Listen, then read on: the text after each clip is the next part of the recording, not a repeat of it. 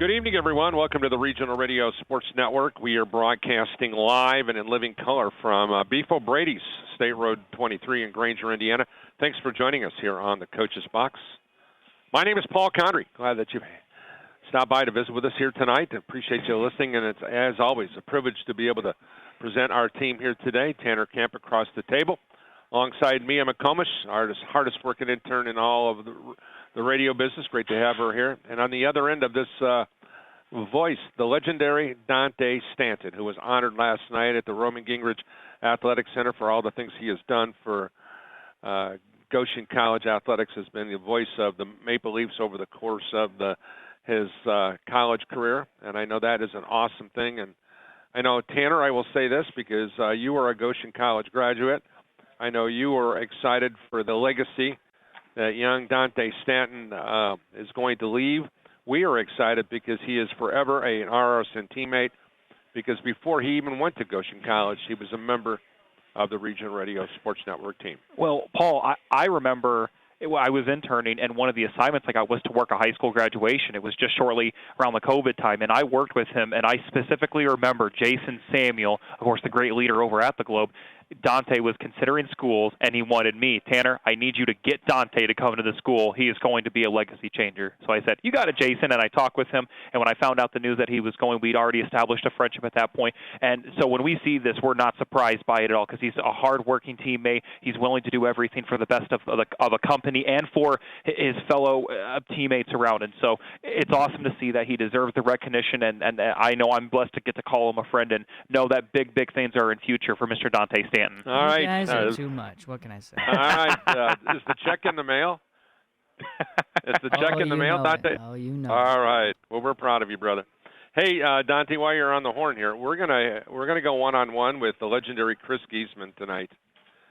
Biggest news in high school football in Indiana probably in a year happened just 2 hours ago, as Penn High School head football coach Cory Yeoman announces his retirement after 40 years with the Penn High School football program. The Hall of Famer said goodbye today. We're going to be talking with Cory in a couple weeks. I spent some time with him on the phone today. We want to kind of do a whole hour type of show, so we're going to do that later on. But I did get a couple thoughts from the legendary Chris Geesman. I recorded an interview. Chris is in Florida right now. Got about a 9-minute interview. We're going to start with that. And then after that, we're talking college basketball with the head basketball coach of the Bethel University Pilots. And we'll hear some thoughts from Steve Draven.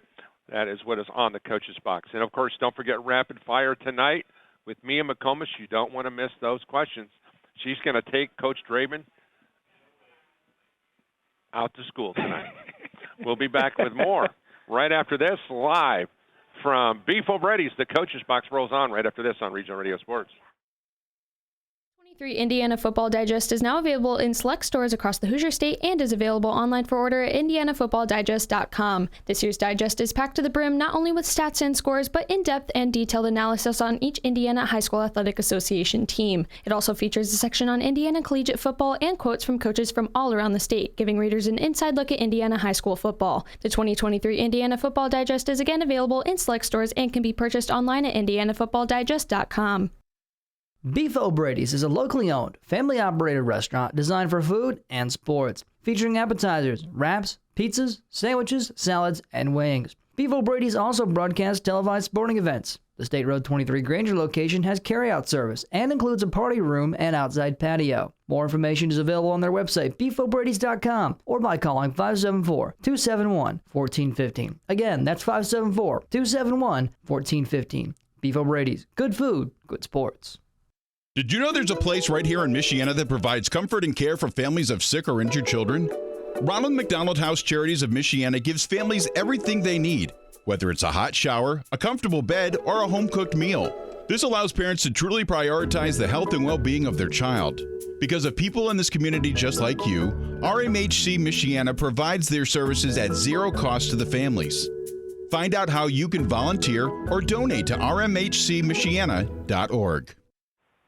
Welcome back here on the Regional Radio Sports Network. Great to be joined by one of my best friends in my lifetime, one of my heroes, the true hero of the word, is the guy on the other end of the phone. He's enjoying the sun of Florida right now. our great friend, broadcast extraordinaire, the legendary football coach of the Penn High Kingsmen, the great Chris Geesman, joining us here on the program. Chris, I just read in the last stop set about your guy, your handpicked guy, Cory Yeoman, announced his retirement as the head coach of the Penn High Kingsmen. Just give me your thoughts and maybe share a story or two. Okay, well, the amazing thing is, Cory was in sixth grade when I got the job. He was a ball boy for us to start with, and then he became middle school player, varsity player. Then he went to Miami, Bahia. Then he came back and has been with us ever since 1984. So we've been together for off and on for 51 years. So it's been pretty neat. I'm going to tell you about the first time I met Cory. I got the job, and I started my summer program. And at the end of one of our workouts, we went in my office, and I was with his dad, Wally, and Dave Geyer, Charlie Lori, and we were sitting there talking about players and how the workout went and everything for about 15 or 20 minutes. And I went and opened my door to my office, and Cory fell in. Cory he was just in the sixth grade. I said, Cory, what were you doing? He says, I was doing my favorite thing. I was listening to the coaches talk, coach talk. And I knew right then he was hooked on the game. That's the first time I met him, and the last time I talked to him was just about a couple hours ago. Well, one thing that I remember you telling me when you retired, I'm going to paraphrase the quote, "You'll know when it's time." And so I am sure that during the conversations with Cory, and I ran into Cory last Friday at the Penn game. I did the Penn South Bend Riley game. He didn't give me indication that he was happy as a lark when I saw him. But I know that you had said that to me, you'll know when it's time. So was that part of the conversation that you had with Cory Yeoman? Yeah, it was. And as a matter of fact, about 5 years ago, Cory was mulling over retirement, and we talked, and I could tell he wasn't ready yet because he was asking too many questions. And as I said, as you quoted me, you know what you know. And this time he does. We just had a nice talk this morning, and he's very happy with his decision and very much at peace with it. And so he's had a great career. He is Mr. Penn in my book, as I say, from ball boy to a retired coach. I've known him for his whole career.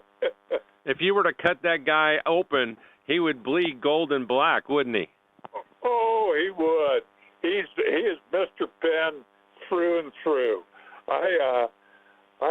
When I put Wally, I introduced Wally for the Hall of Fame, and I said, their family, that's the first family of Penn.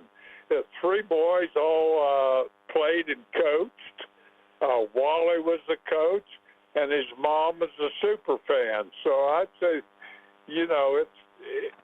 yes, he's meant, the Yeoman family has meant a lot to Penn High School.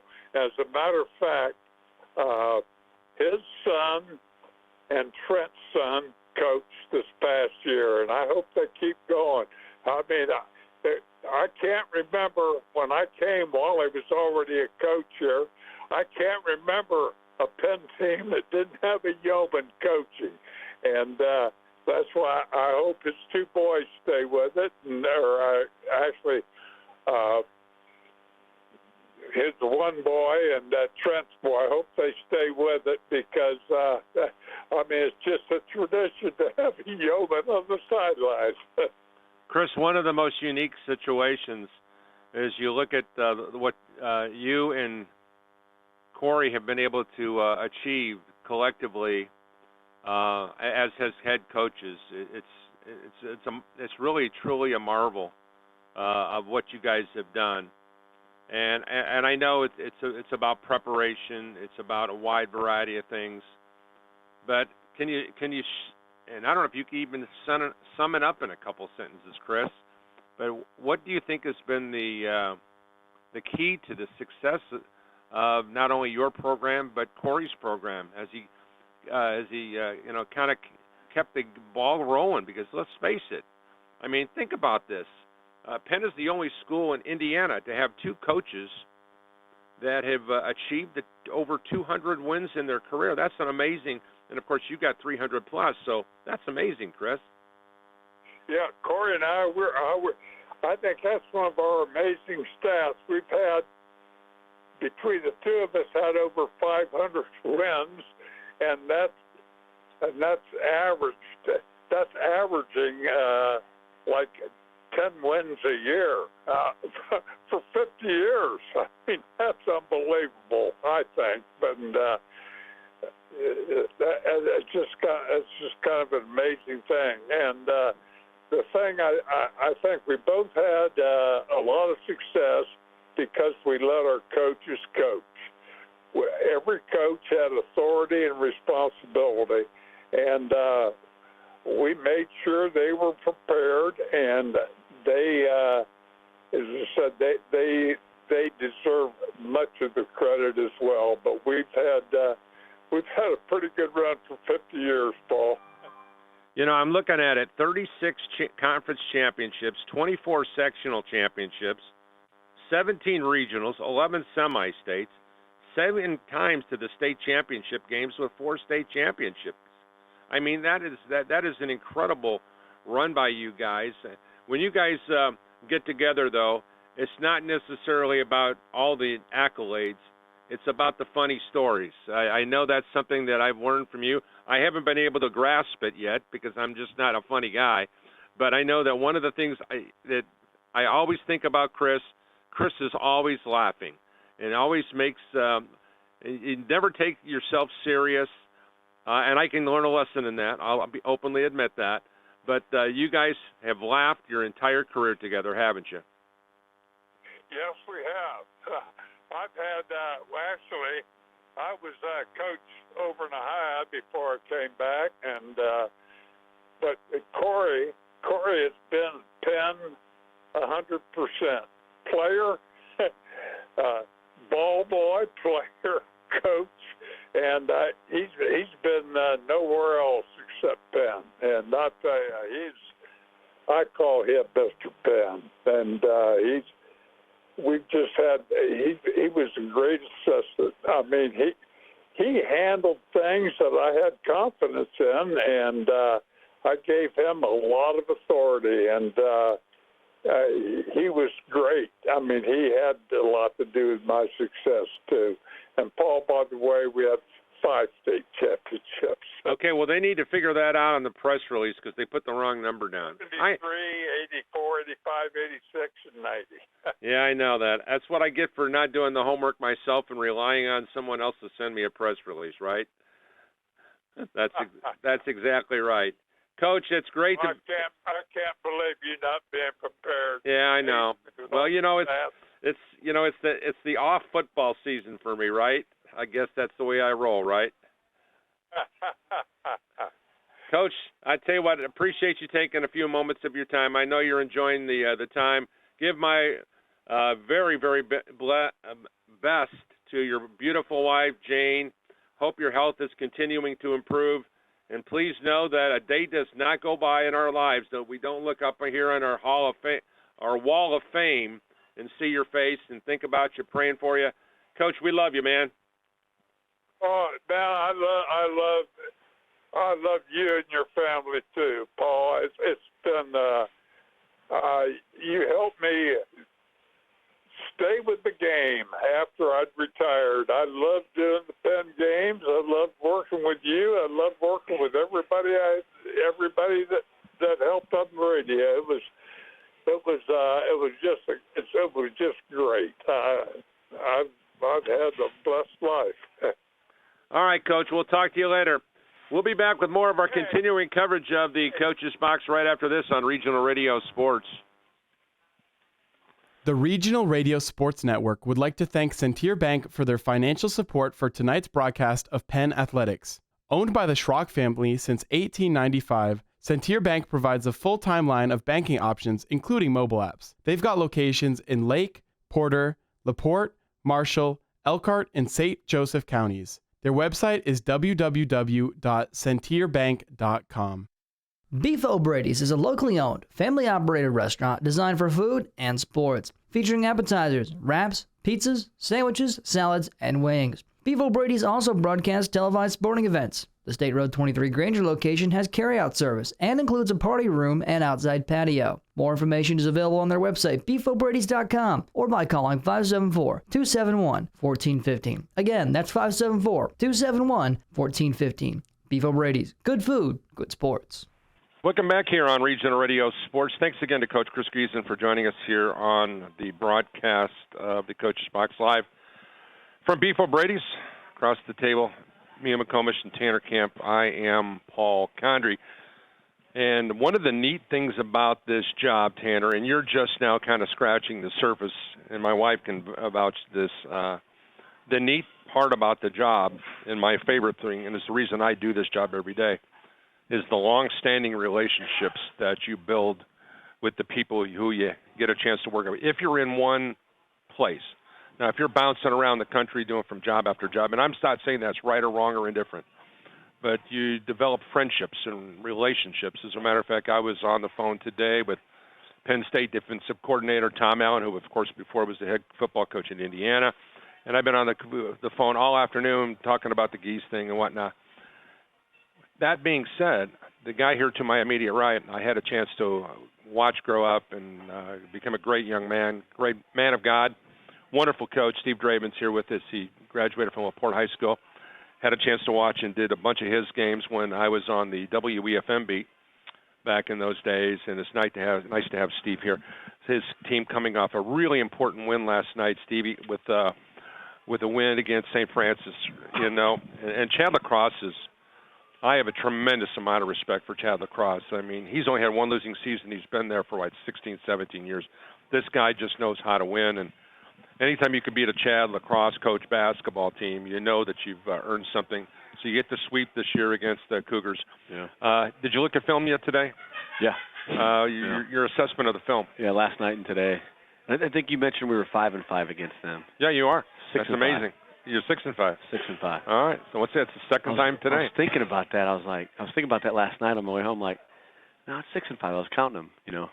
There you go. I'm staying corrected twice. We swept them the first year, so we went 2-1. Right. They beat us. That's not right. We didn't make tournament, so it was 2-0 the first year. Okay. And then the second year was 1-2. Is that right? And then 0-2. 1-1. I got them written down right here. Yeah. Okay. But your point is? So Coach Lacrosse, yeah, they do a really good job. He's always got such good talent there. He like any coach in our league, he gets them prepared. They know our team so well, and they always make you play different and have to do other things. We obviously have our strengths, and we want to play to them. And it starts with Drew Lutz, and they did a great job guarding him, and they packed the paint, and so they made us have to do other things, flash to the post, and pass the balls different ways, and just find ways to get the ball in the paint. And so, yeah, anytime we can get a win against St. Francis, that's huge for us. We had Mike McBride with us last week, and we had Scott Cooper with us. Those guys got a great relationship, they play each other in the same league, not too far away, if you will, and they developed those relationships. Coach Geesman said something that I wanted to just kind of pick your brain on. He talked about allowing your coaches to coach. Yeah. Now, we need to qualify your remarks now, because this is only 5 years as a head coach, and you've not had any consistency on your staff, and so you're still in the position where you're coaching coaches. You've got a great hire in Greg Miller, who's your associate coach, who's going to be a great coach. He's a former head coach, a great player at Grace. But can you ever see yourself similar to what Chad Lacrosse has with Cummings, your former teammate, Greg Tonigal, has Jeff Clark. They've been there together for such a long time. Yeah. Can you ever foresee at some point in time in your life having a coach that's going to be walking beside you for 5, 10, maybe 15 years? Can you picture that in your mind's eye? No, it's pretty amazing.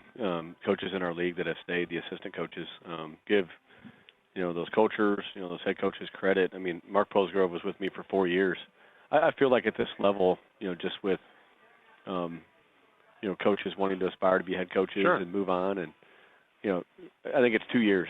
You want, hopefully guys can stay for 2 years, and so getting Mark for 4, to me that third and fourth year was icing. And to have Jeff Clark stay for as long as he has, and then Luke Cummins and some other coaches, like, it's pretty impressive. It shows a lot for those head coaches, and but yeah, that hire of Greg Miller was awesome. I mean, I think our personalities fit each other well, and he's a guy that I don't have to worry a whole lot about. He does a great job with scouting reports and preparation, and he coaches the defense, and he's been really good with our guys on, if I'll get on a guy or a guy's not playing as well, I don't have to worry about it as much because he's so good with the rapport of the guys and coaching them and how we need him to coach them, and so I don't have to worry about that stuff as much, which has been really nice because he's got such a feel for our players. How long did it take you in the big picture of this before you realized that, okay, I can completely trust Greg Miller or Mark Posgrove? How long did it take you? Mark, it took a little, I knew Mark, but not on as personal a level, and we had to learn each other. I mean, I was trying to figure out what I was doing. Sure.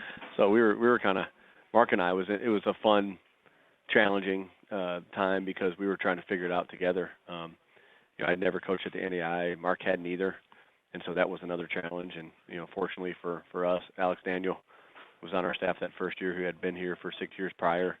That he helped us a ton, kind of get things going that first year. And then Greg, just his 6 years as a head coach background, having coached in this league, at Grace, and obviously played at Grace at a high level, knowing Indiana, being close by, he's just got such a familiarity with the league, with Bethel, with types of players, being at the NAI level as a head coach. That just that instant credibility has been huge, and we've kind of hit it off pretty quickly, knowing each other, and he's a great guy. I've learned a lot from him. As hopefully he's learned some stuff from me, and you always want to hire guys that are smarter than you. So I did it there. I did the job there. So I've said that for years, and I still say that that's been the key to my success, is that hire people that are smarter and younger than you, and I think that's the reason I've kind of hung around. And in Tanya's case, more beautiful. So let's visit the whole dynamic of your group. When we come back from the timeout, we're going to talk about your team. We're going to talk about the upcoming schedule. We're going to talk about some postseason aspirations. But I promised Mia McCormish tonight that she's going to do her first segment. So she's going to take us in and out of the break, and she's going to come back, and she's got some rapid-fire questions. So you want to go about one sentence or so on these questions, or if you want to expound, by all means, knock it down, okay? Whatever Mia wants, bring it. All right, so we're going to take a quick timeout. We'll be back after this with some rapid-fire questions with Coach Durbin. Beef O'Brady's is a locally owned, family-operated restaurant designed for food and sports, featuring appetizers, wraps, pizzas, sandwiches, salads, and wings. Beef O'Brady's also broadcasts televised sporting events. The State Road 23 Granger location has carryout service and includes a party room and outside patio. More information is available on their website, beefobradys.com, or by calling 574-271-1415. Again, that's 574-271-1415. Beef O'Brady's. Good food, good sports. The 2023 Indiana Football Digest is now available in select stores across the Hoosier State and is available online for order at indianafootballdigest.com. This year's digest is packed to the brim not only with stats and scores, but in-depth and detailed analysis on each Indiana High School Athletic Association team. It also features a section on Indiana collegiate football and quotes from coaches from all around the state, giving readers an inside look at Indiana high school football. The 2023 Indiana Football Digest is again available in select stores and can be purchased online at indianafootballdigest.com. The Regional Radio Sports Network thanks Cuban Networks for their support of high school and college athletics. Since 1986, Qubit Networks is focused on providing a quality experience for their customers. They take computer security seriously and have the necessary tools to keep your digital assets and environment safe. They're located at 103 Polk Street in LaPorte, and their phone number is 219-369-4357. Qubit Networks, moving and storing data fast and safe. Welcome back on the Regional Radio Sports Network, live at Beef O'Brady's. I'm Mia McCormish here with Tanner Camp, Paul Condry, Tanya Condry, and Coach Steve Draben. And now it's time for our rapid fire round. So, one sentence answers or less, or whatever you like. So, first question, any pregame rituals that you or your team would have? Pre-game rituals. I like watching film of the opponent's previous game or our game just to get another feel. Guilty pleasure song. Song? The Ninja Kids right now because my kids play it all the time. It's got a nice tune to it. Your favorite childhood TV show? Saved by the Bell. If you could have invisibility or super strength, which one would you pick? Super strength. Dream vacation spot? Anna Maria Island, Florida. And then your Super Bowl winner prediction? Chiefs. And now this question's for me a little bit. Your favorite Taylor Swift song? Because I can't think of any other love story. That's the only one I know. So this one That's is more than I know. I didn't even know who Taylor Swift was until she told me. I know it because of my 8-year-old and 6-year-old daughters. Okay. So this one is about your dad coaching a little bit. So do you and your dad discuss any of your in-game coaching decisions? Yes. Your the best coach in the Draben family? My dad. And then who is your all-time favorite teammate, high school or college? Good question. High school or college? I'm going to go Nick Otis. Told you. I knew that. I love playing with Nick. Still play with him. I know. Yeah. You got another one. We know each other so well. Yeah, one more. One more that I have? Yes. The final question was about Paul Condry? Oh, yes. Sorry. This is the one I threw in there, see. Your favorite thing about working with Paul? Favorite thing about working with Paul? I love the questions that he asks in such a way that he knows the answer and he wants you to say the answer because it's what he wants you to say, if that makes sense. It does. Yeah. And you're absolutely right. I do that. Yeah. But it's one of those situations is I usually agree, but not always. But we've also had the conversation. But once again, Mia, this is what and Tanner, this is why we're talking about relationships. The other night, I asked Steve a question about officiating. I should not have asked the question about. No, it's all good. I asked a question about officiating. I should not have asked a question about officiating. I was so frustrated in the game because of the officiating that. And Tanya will tell you that I come home from these games and I am so wound up that because when you're covering the same team all the time, and in my case with the Bethel situation, and everybody knows this, so it's just when you've been a part of a program for 25 years, there's an emotional attachment, and it matters to me. And so when I get into games that are decided or that frustrate me because the kids on the floor or the coaches on the floor didn't decide the game. The guys wearing the black and white shirts decided who was going to win. Now, they didn't start the game out by saying, we want this team to win, but they want that team. But they got caught up in the emotions of the moment. They got caught up in the not being consistent. And so those are the kind of dynamics that I get frustrated. I can remember, this is a funny story. I think I've told you this. Maybe I didn't. My first year, we were playing Huntington at home, and we had just had our youngest daughter, Lily, born. So I didn't go to the Marion game because she was born the night before. And then we were playing Huntington that next Saturday. I didn't go to practice because I was at the hospital with Brittany. And we lose a game we should have won, just one of those games. Frustrating. We had some illness going on. We had COVID go through our team before we knew it was COVID. We lose the game. I'm frustrated. And Lily wouldn't sleep that night. I'm walking around the house at 1:30 a.m. And I'm like, I'm going to put on regional radio sport, and just watch the game back. And I'm watching it towards the end of the game, and we couldn't guard anybody. And, we give up the layup or whatever. And Paul goes, man, the Pilots defense really stinks right now. And I'm looking at it like, he ain't wrong, you know. He cares about it. You know, you care about it so much, and I take no. You are who you are, and you speak truth, and you know, I love that about you. Yeah, one of the things that the bottom line as a journalist, and I've tried to teach this to every kid who's come in through our program, and Dante Stanton he'll be able to verify this, is your credibility by telling the truth should be something that they always should be able to say, oh, this guy is going to tell you like it is, and you're not going to sugarcoat it. It may not be what you want to hear, but you should always tell the truth. And that's the thing. Yeah. And one of the things that, as young journalists, I can tell you, both Tanner and Mia, that coaches are going to lie to you every single time they interview you. And that's just how they are. But that's okay. That is totally okay. That's their prerogative to answer the questions in the way they do. For instance, I'll give you a case in point. And, Steve, you won't remember this, but back in the day, my early start of my career in the 80s when I started doing Hobart football, I talked to Coach Don Howell every Thursday night. I call him 8 o'clock. We had a standing interview, 8 o'clock at night, and I'd spend the first 8 to 10 minutes on the phone with Roz Howell talking about the family, talking about the kids, you know, and all that kind of stuff. And then I'd get on the phone with Coach Howell and that gruffly old voice, and I'd ask the questions, and he gave me the same answers to the questions that I asked the same week before.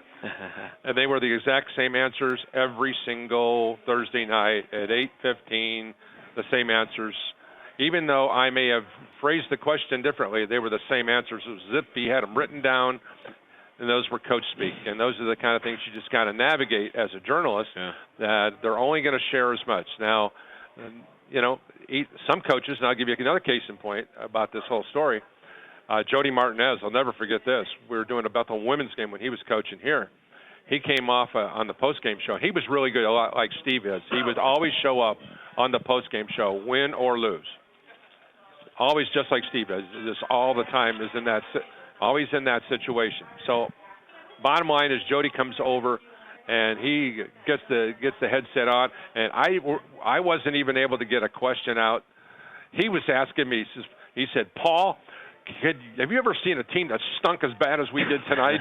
So he had conducted the interview with me in the post-game show because he was so furious about what was. I'm going to try that sometime. So that's exactly what it is. Thanks for that idea. It is. So great job, Mia, on the questions. We're going to take a timeout. We're going to come back. We're going to talk about Steve's basketball team. We're talking about the future of this team. How are they going to fare in the best conference in the country? We'll do that when we come back after the timeout. We're live at Beef O'Brady's, the Coach's Box with Tanner, me, and Paul.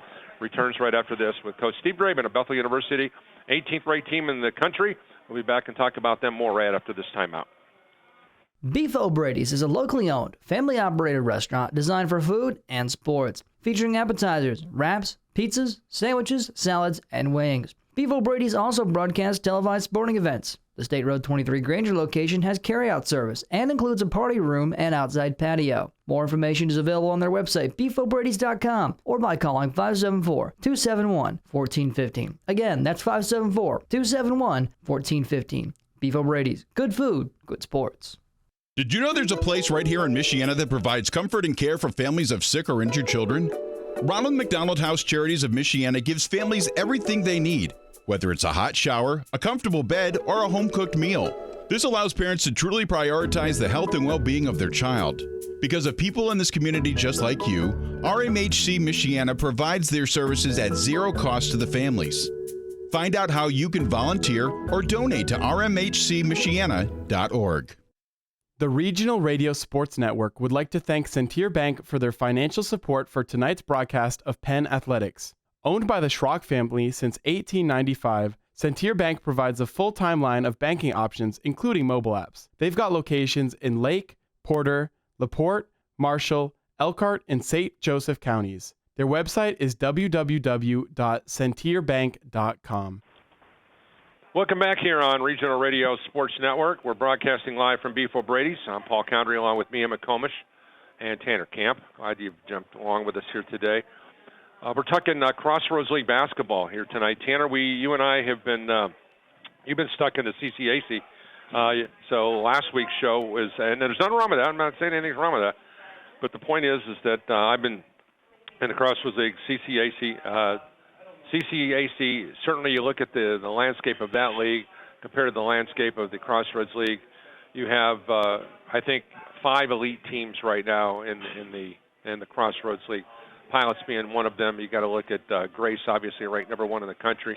Indiana Wesleyan. You've got Marion Huntington in the Pilots. And Steve, when you talk about preparing that round robin schedule, and probably the best Christmas gift that you could have ever received was last night, because you had the return of Al Petulus to your lineup, a really tremendously athletic, hardworking kid that was pivotal in your national championship run a year ago. So I know this is one of the questions I asked last night. Can you speak to this different audience that we have here today about what it's like to have a really athletic kid to come back? Yes, I mean, similar answer to what I gave last night. I talked to Greg Miller last week. We were talking as a staff after we had a tough week, losing at Huntington that played really well, losing at home to Indiana Wesleyan, and 2 really good teams that are going to make the national tournament. And Greg's like, man, our team just needs a shot of adrenaline right now. And then we both looked at each other and both said, Al Petulus, and you forget how good of a player he is, just his energy. I mean, last night he had 4 steals, and he just does so many little things well. He defends. We're thinking about the guys. Man, how are we going to guard Gus Etchison? Oh, Al, length, agility. How are we going to guard? I'm drawing a blank on some other names. Just in our league. Sure. Grace. That game just. You'd win that game with him in the lineup. We so wish we had him for it, because his length, his size, he can guard. We're with Al Petulus in our starting lineup. We're taller than Grace, believe it or not. Which I don't think any other team in the country can say that. So we've got good size and length to play against him. That helps. And gosh, he comes in and makes his first shot, 3-pointer. It just makes other guys around him better. And he just gave us a different energy and excitement of our team, and the crowd loved him. Tanya Condry had a great question on the way over to the show tonight. She says, Paul, of all the freshmen that have come in, has any of those guys exceeded your expectations? And and my thought was, number 24, Luke McBride, has done that. What is the coach's general thoughts? Yeah, I mean, I felt Luke was going to be able to play right away. And so we expected him to play, and he's coach's kid. His dad, Mike McBride, played at Bethel, won a national title here, and has been a high school coach for many years. And you knew he understood the game, and he was tough and smart. And so he's gotten better as the year's gone on. And I love how he can handle the basketball and take Drew Lutz off the ball a little bit. He makes open shots. I think he's shooting 44% from 3 right now, if I'm not mistaken. So he's shooting the ball better and better. It just makes other guys better. And I'm really glad we have him. And it's tough. Like, I thought Austin Cright, no offense to Austin, but was going to be able to play this year too. And he could have. We just had a couple late additions that, with Jameer Jefferson and James Anderson and Preston Phillips that have heard a little bit of his time. But he's going to redshirt this year. And I think Austin and Andrew Hedrick are going to be huge pieces for us going forward. They've been awesome in practice. They've developed. And we're at a good place right now recruiting, where our biggest thing recruiting is recruiting our own players. We want to keep the guys that we have on our roster that are able to come back. And Luke McBride, he is who we thought he was, and he's continuing to get better like we thought he would. Tanner, you had some numbers on him. We were talking about that. Yeah, no, when you take a look for Luke McBride, I mean, averaging 7 points. I mean, he's while shooting, getting up nearly 5 shots a game and nearly 3 per contest, and he's averaging 16 minutes. And as someone who played in the Crossroads League, the reality is, I mean, once you get to that tough play, and especially with how good teams like Grace are this year, teams like even Marion, they're having another good year. It's never easy to just tell a freshman, hey, we need you to come off the bench and provide a good spark. Give our starters a rest. Give Drew some breathing room, even though he's going to be touching the ball so many times. And that's what's great about having a freshman like him. And then one other player I was going to mention was Clay Hillier. Not only is this a guy who has experience playing college basketball, he's had experience playing in the – I mean, I remember he was a freshman when I was a senior, to give a reference for how long he's been, and he's always been a key part, at least from the offensive side of the ball. So it's got to be great for someone like Luke to have a guy like Clay who's not only, again, played at this level for as long as he has, but also knows what it takes to be competitive and to be successful in the Crossroads League. Yeah, I mean, the Crossroads League, coming into it 5 years ago, I knew it was good, but I didn't realize how good it was, just from a mental and physical standpoint. And teams get better as the year goes on. Their cultures are great. And So having a guy like Clay Hilliard and even James Anderson, you know, he didn't play a ton at St. Francis, but just having those guys that understand it, that have experienced it, that know the coaching and the high level that it is, and the work prep that goes into it, is huge. You know, Clay, just his experience, his understanding, his shot-making ability, it makes our team better. When you look at the late additions, you brought that up yourself, Steve, about it's not always recruiting the Indiana high school kids, because for the next couple of years we're going to see that where it comes back down and around, I think, a little bit, where you'll recruit a lot of high school kids. Yeah. But until the whole COVID thing, for instance, the Hilliards, the Ertz, the Lutzes, when that group kind of gets through the system, we may go back to the days. I think maybe I'm wrong about this. I remember when Coach Lightfoot, you know, he didn't worry about transfers. He just, his entire roster for the most part were all high school kids, because that dynamic didn't exist. Do you ever see the future of this by saying, well, there's always going to be 2 or 3 transfers, and then we're going to have our 5 or 6 high school kids we got to get? So how do you see it now? Yeah, I mean, it's just interesting, you know, from year to year. It just all depends on right after the season. You know, what players are going to stay, what players are going to move on. You know, and so just with the transfer portal and guys, you know, leaving because of whatever reason, playing time, don't like the coach, whatever, you're going to have transfers. You more than you did, you know, sure. Coach Lightfoot's time. And, you know, I would love to, you know, we got 12 players that are able to come back next year. I'd love to go 12 for 12, but the reality of it's probably not going to happen. I would love it to, and we're pushing guys to, and that's where it opens it up to transfers. You know, we've got one high school guy committed for next year, Peyton Baird, South Bend Riley, that we're excited about, and we're looking to get 1, maybe 2 more high school, and then we're looking to get 1 transfer. So that's what I would want it to be. I'd love to get 2, 3, 4 high school a year, 1 transfer. You know, somebody that can come in and play right away, and, you know, not saying he's going to fill Drew Lutz's shoes, but somebody that can do those types of things. And so you still want those 3. You know, right now we have 5 freshmen on our roster. You know, Luke McBride, Austin Kripe, Alex Allenson, Andrew Hedrick, and Jameer Jefferson. And so with Alex and Austin Kripe redshirting, they'll be freshmen next year. So I love our core going forward the next 3-4 years. Jameer Jefferson's been, I think, a biggest surprise for me, because, gosh, I love the kid's passion. He and I have developed a nice rapport over the course of the last 2 weeks of just talking about being in the moment. Yeah. You know as well as I do, you've got to be in the moment. I think we saw a little bit last night. He was almost too much in the moment, because he got upset with a couple of the officials' calls. I mean, let's face it, last night, I think I told Tanner in the office today, both of the head coaches got technical fouls last night, and one of the players got technical foul. And we had the three of the best officials in the Crossroads League all there. They were not going to let it get out of hand, and I give them a lot of credit for that, even though I didn't necessarily agree with some of the officiating calls.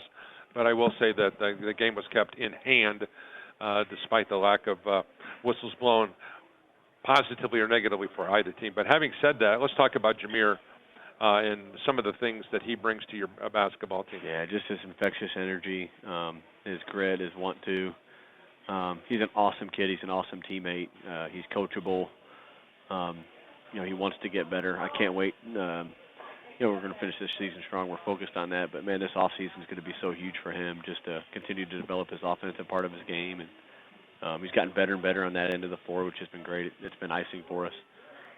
You know, that he scored 14, I think, at Huntington, and 10 against Indiana Wesleyan. And, you know, great kid and a culture kid, that type of kid that you want around. And then now that we add Al to it, now you got 2 guys that just kind of have that infectious energy and workhorse mentality, and that you need. You know, that guys that play with an edge.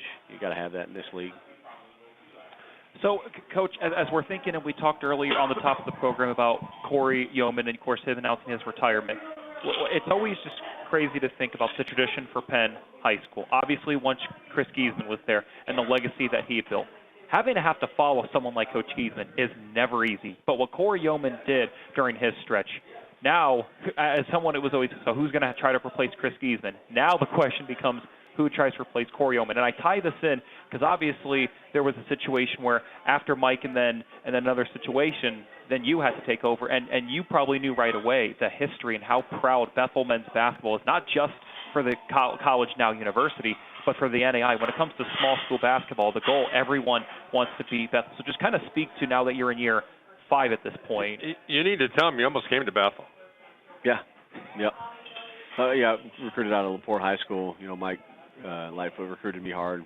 Tony Natale, Ryan Bales was on that staff at the time, and really connected well with Ryan. 3 high school players, and my dad and I, we would look at our schedule. I was in elementary middle school. Michael Edison, Ryan Bales, and Bryce Drew. We would look at our schedule. My dad was a coach at LaPorte, and we would go watch those guys play when we didn't have a game that night. And so Ryan was a huge mentor to me, just watching him play at North Judson and then at Bethel. And so, being recruited there, it was down to Belmont where it ultimately went, Bethel and IUPUI. And when I took my visits, IUPUI was probably in first, and then Belmont, then Bethel. And then when I took my visits, then it was, Belmont, Bethel, IUPUI, just the culture, the fits. Would have loved to have played at Bethel. Would have had a great career there. Would have enjoyed it. Yeah, you would have.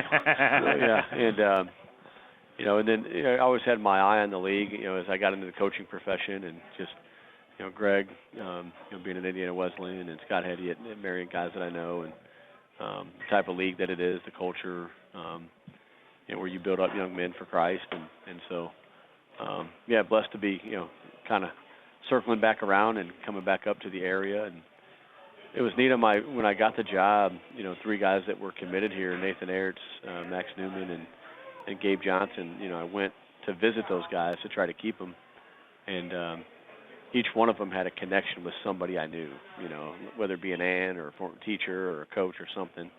And so, that's what made this job so appealing to me. You mentioned Nate Ertz. We're going to take a quick timeout, a 60-second timeout. I want you to come back and talk about Nate Ertz. Nate Ertz, number 16 in school's history in scoring, and number 16 in school's history in rebound.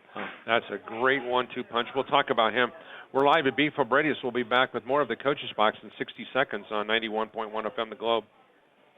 Beef O'Brady's is a locally owned, family-operated restaurant designed for food and sports, featuring appetizers, wraps, pizzas, sandwiches, salads, and wings. Beef O'Brady's also broadcasts televised sporting events. The State Road 23 Granger location has carryout service and includes a party room and outside patio. More information is available on their website, beefobradys.com, or by calling 574-271-1415. Again, that's 574-271-1415. Beef O'Brady's. Good food, good sports. The 2023 Indiana Football Digest is now available in select stores across the Hoosier State and is available online for order at indianafootballdigest.com. This year's digest is packed to the brim not only with stats and scores, but in-depth and detailed analysis on each Indiana High School Athletic Association team. It also features a section on Indiana collegiate football and quotes from coaches from all around the state, giving readers an inside look at Indiana high school football. The 2023 Indiana Football Digest is again available in select stores and can be purchased online at indianafootballdigest.com. Thanks again to Dante Stanton for spinning the dials back at the studios. We're broadcasting live tonight from Beef O'Brady's in Granger, Indiana. Thanks to our team here at Beef O'Brady's for their hospitality. As always, love coming here and spending time with our friends and family and whatnot. And today is no different. We were mentioning with Steve Draymond, the men's basketball coach at Bethel, about Nathan Ertz. Nathan taking advantage of that extra year, Steve, and certainly as he continues to climb up the ladder, he is about ready to jump past the legendary Clay Yo. Clay played a year at Valpo University and then finished out his career. He had a spectacular career here. Ended up with 1,796 points in just 3 seasons. That's a pretty good scoring clip when you think about that. But he's getting ready to push past that one. And he's about 190 points past, in Paul Condry's humble opinion, one of the greatest Bethel pilots that I ever saw play, and that's the legendary Matt Schaus. Matt Schaus was one tough hombre quarterback on the football team in high school, just made himself an All-American, and I still say to this day, if he doesn't blow out his knee at St. Francis in the conference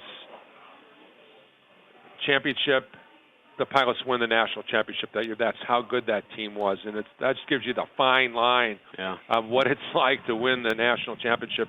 I don't care at the NCAA or at the NEI level. So let's talk about Nathan Ertz. He is a special kid, young man. Yeah, he is. Love the kid, man. Love the young man.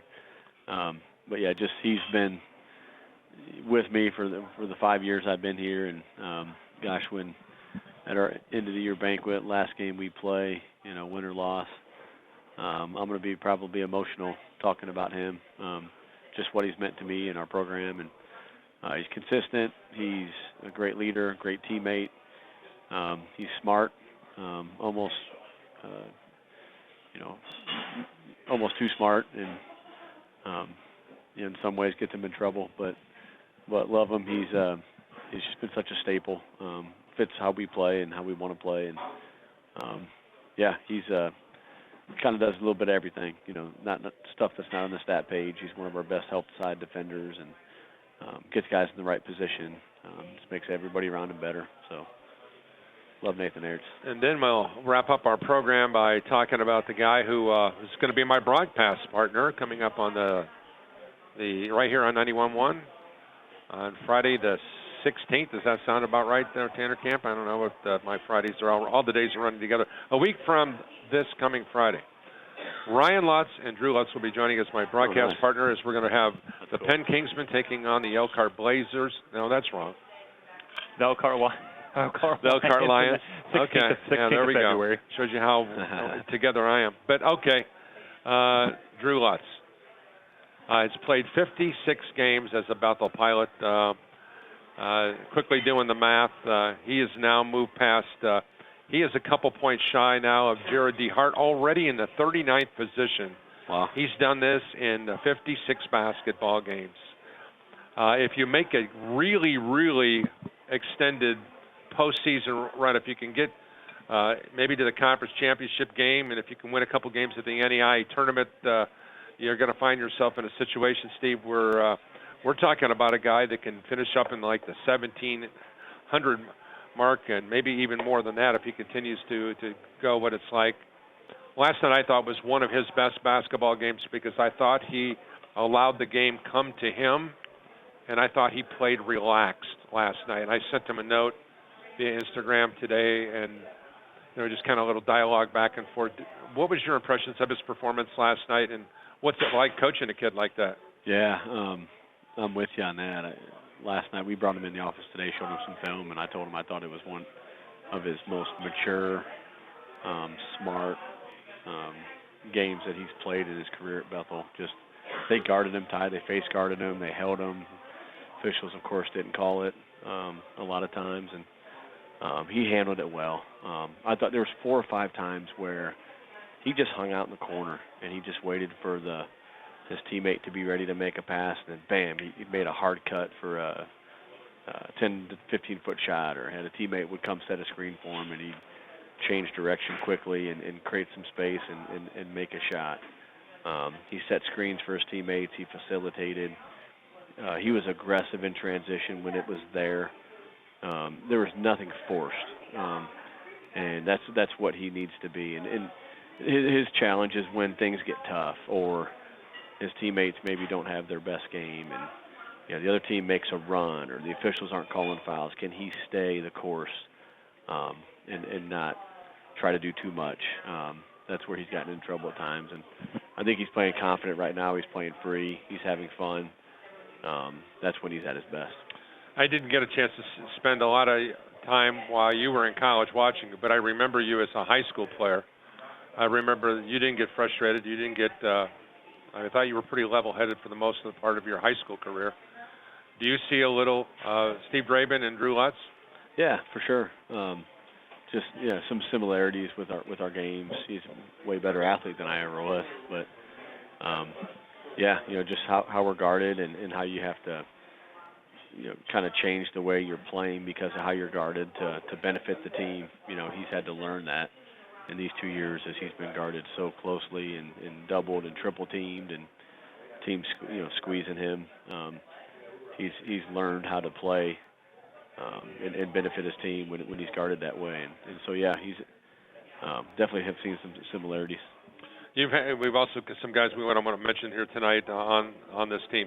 James Anderson, who's come in. Preston Phillips, who's going to be our halftime guest the next go-around. Trent Edwards is also getting some quality minutes. That was another Tanya Condry question. She says, did you ever think that Trent Edwards would be able to be in the position that he's playing at the level right now? And I says, no. Quite honestly, I didn't know if he was going to be as good as he is right now. He has blossomed under your tutelage. Can you speak to that? Yeah, he's been great. I think he's grown an inch or two since he's been in college. I think he's legit 6'4". And he's just, when he came in, wasn't the best shooter, and was a good defender, smart, played within himself. And as he's evolved as a player, his shot's a little better, but it's still not great. He's learned how to play with teams guarding him, with maybe a foot in the paint, just with his drives, his paint touches off of drives, ability to flash and just play according to how the defense is guarding him. He's done a good job of offensive rebounding, and he just provides value on both ends of the floor where he may not have done that his first year or two. Pilots have not really had a big inside presence, Steve, in a long time, and two guys that transfers who have come in.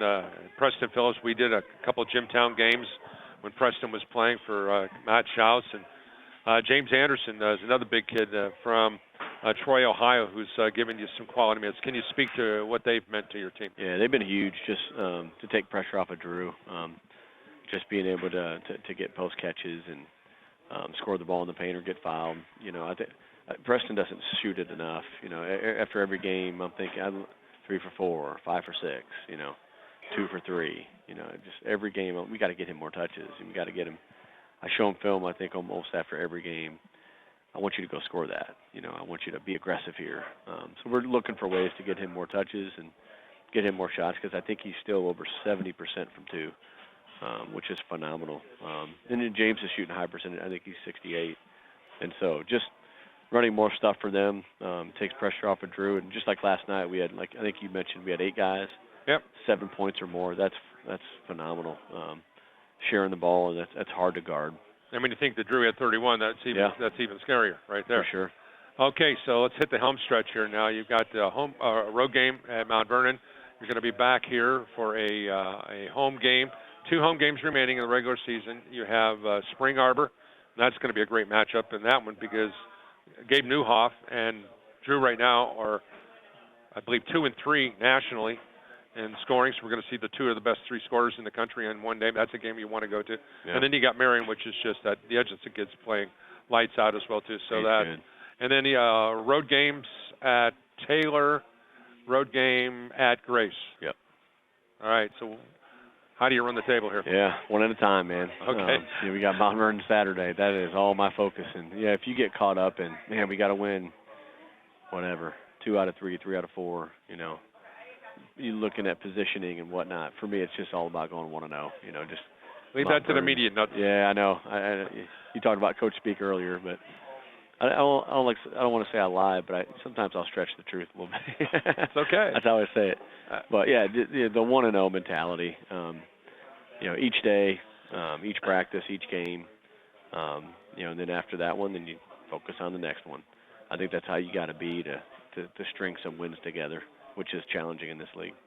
All right, buddy. Thanks for taking the time. I know the birthday's going on today. Yeah. Appreciate all you've done. It's our pleasure to be able to be on with the ride with you. Thanks. Appreciate you guys. Thanks for having me on. You guys do an awesome job, and appreciate all the support. Once again, great job, Mia. Thank you. Once again, Steve Draymond, men's basketball coach at Bethel University right here in Mishawaka. That's going to do it for our program. Thanks again to the legendary Dante Stanton for taking care of the business back at the studios. For me, McCormish, Tanya Condry, Tanner Camp, and for all of our teammates at Regional Radio Sports, thoughts and prayers go out to our 5 Marines who gave up their lives this past the last 24 hours in a helicopter accident. Our thoughts and prayers are with you, John Semper Fidelis. For all of us at Regional Radio Sports, God bless you all. Good night, everyone.